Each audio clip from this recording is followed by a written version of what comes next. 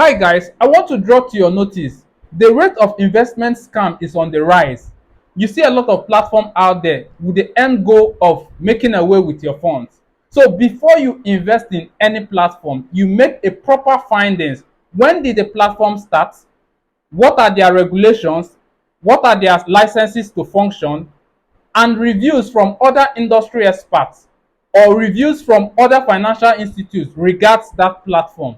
Here is the reason why we have the ProbabaFX blog, where we put out reviews about financial platforms and brokers. These reviews entails when they started, the regulation they have, and their licenses to function. We don't only put out reviews, we also put out educational materials regards to finance. If you're looking for a good broker to trade with, you can go on the ProbabaFX blog and see a few recommended brokers there with a good review and products for you to trade.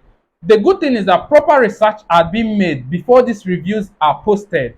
I'm not forgetting to tell you, ProbabaFX and Trade Nation is organizing a 5-day FX trading bootcamp in the city of Lagos from the 11th of December to the 15th of December, and it is free.